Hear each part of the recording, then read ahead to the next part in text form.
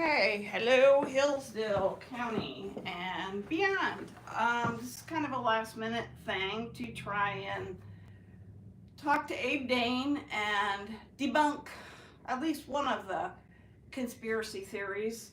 And this is it. There's this Adams Township numbers that there's some discrepancy, so we're going to have Abe go through it and explain what these numbers are and why there are some discrepancies. So here's the Yeah.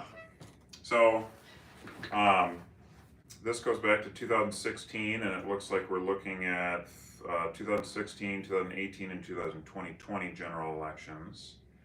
And then we're also looking at a special election in 2021, which included Adams Township, and then the general in 2022, and then this presidential primary that we just had. So what I'm seeing here, there is a lot of variance in the number of registered voters, and that's, I think, what is being brought to light here by some folks on social media. So what I would like everyone to understand is the qualified voter file is the database that we use to keep track of registered voters in the whole entire state. Every municipal clerk and the county clerks and all of their elections staff or deputies that are under oath and can have access to that qualified voter file after they take some training and things like that.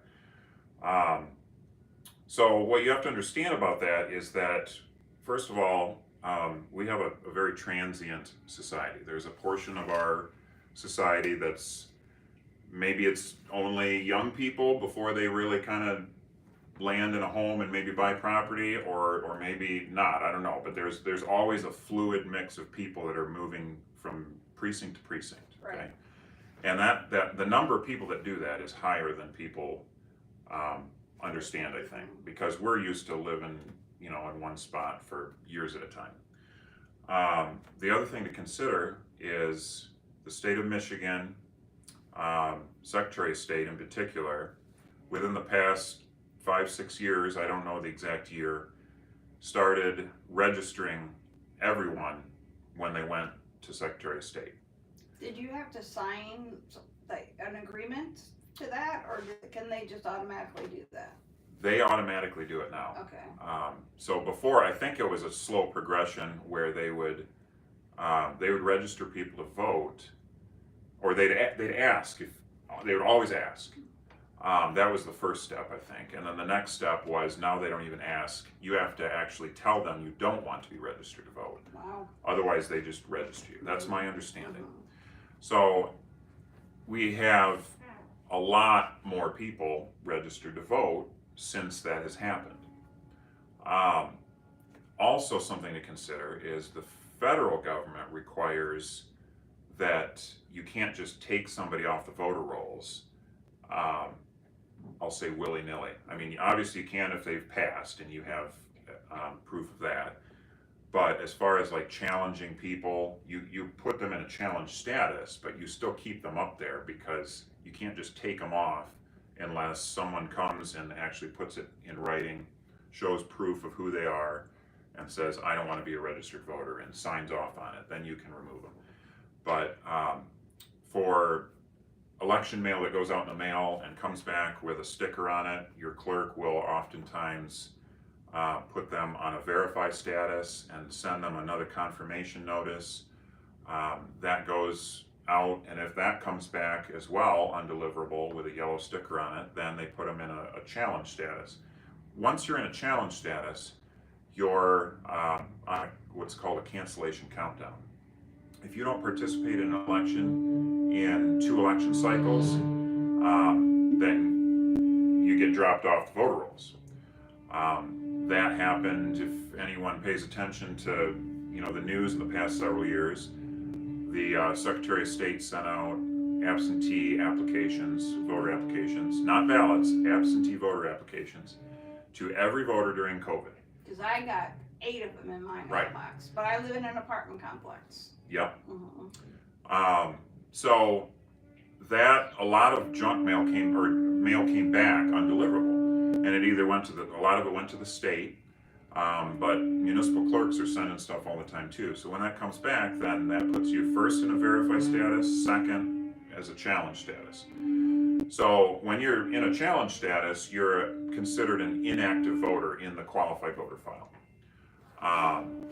Now, when it comes to what you showed me, pardon the background noise, they're working on the building here if you can hear that, but those numbers come from the qualified voter file before each election. And we at the county clerk's office, as we are getting ready for the election, we go into the qualified voter file and we get the number and we plug it in for each jurisdiction. So that would be this first number? Yep. Okay. Any of those, yeah. Okay. Yeah, well, in the black there, those Yep, are the numbers black that. ones. Okay. So those come from our reports. What they show up, I'm sorry, they don't come from. They come from the qualified voter file. They show up in the reports on our website. They start out as unofficial results when the Board of Canvassers hasn't looked at them yet. And then once the Board of Canvassers signs off, they're official reports. And they're all on our website. So those numbers come from that. And let's see, they're just pulled by us from the qualified voter file at the time. Now, every day those numbers change a little bit because people are moving in and out. So it just depends on what day I pull them. Now, they're not going to change a whole lot, right, but they will change every day. What you're seeing here is, it looks like in 2016, that number did not include the inactives, because that's all it is a checkbox. When we're pulling that number from the QVF, qualified voter file, okay. Yeah. we can either get the whole inflated number or we can just get the actives. That looks like that's just the actives. Okay. So then in 2018, it looks like that included inactives. And then So in 2016 in Adams Township, it was 1783. Yeah. In 2018, it was 2130. yeah. And then in 2020, it was another higher number, 2312, or 2,312. So I started working for the county right after the 2020 election. And I saw the trend that they had been using the bigger numbers. So I continued that as I was doing my job here. And it wasn't until just this past, right after 2022, that I decided, as I'm looking to the future and thinking, well, and also talking to other counties and how they do it, I decided, you know what, I'm going to go with the smaller number, thinking to myself, the state of Michigan is registering all these people to vote, and a portion of them are not ever going to vote. And so it's inflating the number, and I want to go back to a more traditional number and only count the actives. So because I didn't completely understand this, the pluses are the additional ones each year that.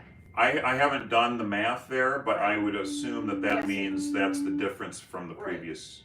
And that could be as a result of sending out all those. Yeah, I think it's and signing everybody at the Secretary of State, signing them up to be registered Yeah, voters. I right. think each of those numbers is showing, the baseline is 2016 general, Right. I think is what she's using. So, yep, and that's the explanation. So That makes sense, actually. the reports on our website that have that number, that's just a tool for us to use to decide, see the statistics. It's Right. not that's not, The hard count.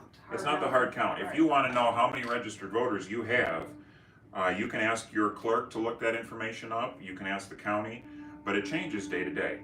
And that's the explanation. So, Good, that makes sense. People, if you have questions, don't believe the conspiracy theories.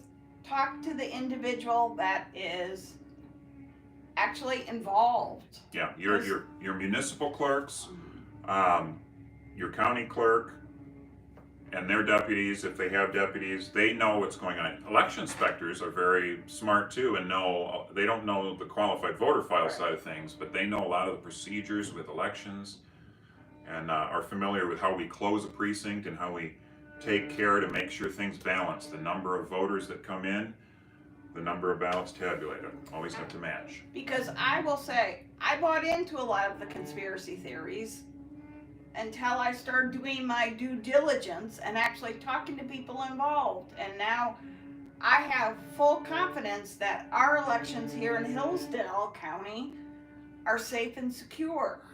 So I just wanted to debunk this one conspiracy theory that's being put out there. Do you have anything else you'd like to go over? No, maybe we can do this again sometime, but I think that's good for now, and thanks for coming out here and asking these questions. Yeah, we will be doing more things, I hope, and addressing some issues and getting some facts out there that a lot of people don't seem to understand or feel they want to come in and actually talk to the individual. So we'll try and have a conversation once in a while about stuff that's being put out there and debunk some of the conspiracy theories. So Yeah. have a blessed rest of your week, everybody, and we'll talk to you soon. Thank you.